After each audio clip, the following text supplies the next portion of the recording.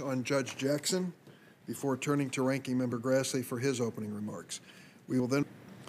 President Biden assured the American public he would select a nominee who is, quote, worthy of Justice Breyer's legacy of excellence and decency, someone extremely well qualified, with a brilliant legal mind, with the utmost character and integrity. Judge Jackson herself characterized Justice Breyer's legacy as one of, quote, the highest level. And that's what we saw in this room last week. Rather than simply another Justice Breyer, she will be the one and only Justice Ketanji Brown Jackson. And Justice Jackson will bring to the Supreme Court the highest level of skill, integrity, civility, and grace. But last week, we asked for other documents having to do with probation filing. Throughout its history, this Senate Judiciary Committee has been the venue for some of our nation's most significant issues, debates, and nominees. I've often thought that if you had to choose one place to stand and witness the march of America, the noble and ignoble struggles of our democracy, I would seek out a chair in this room. Today's vote is such a moment. This committee's action today is nothing less than making history. I'm honored to be part of it.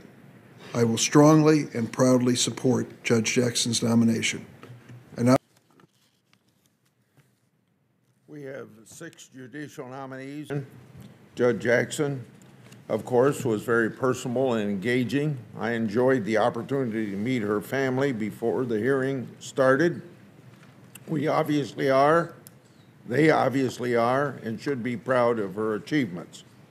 Having carefully studied her record, unfortunately, I think she and I have fundamental different views on the role of judges and the role that they should play in our system of government. Because of those disagreements, I can't support her nomination. Senator Leahy. Oh, thank you very much, Chair Durbin. And so let's put partisanship and pettiness aside. Vote to advance this extraordinary nominee, Judge Jackson, to the Senate floor.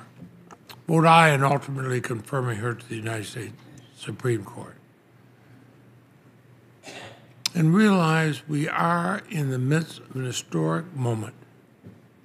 The history books will be taking notes. People will read this history for generations to come. And the only question we have is whether we will rise to meet this moment in history. I intend to. Thank you, Chair. Senator Graham. Thank you very much, Mr. Chairman. What would be odd in this committee is for us all not to vote. Judge Jackson has got a lot to be proud of. She's accomplished a lot in her life. She's a good person. I'm sure she's a great mother and very gifted person. She's fought hard to be where she's at in life. I'll vote no. I'm the first time I've ever voted against any Supreme Court nominee. System of self-government.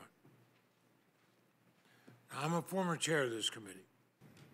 We live in America today where your ideology is held against you if you're a conservative, and when you're a liberal, we're supposed to embrace everything about you and not ask hard questions. That's not the world we're going to live in. And I'll say this, if we get back the Senate and we're in charge of this body, and there's judicial openings, we will talk to our colleagues on the other side, but if we're in charge, she would not have been before this committee.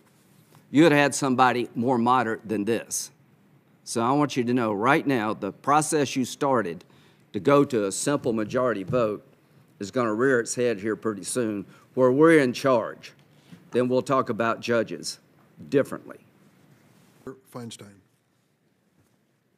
Thank you very much, Mr. Chairman. I'm very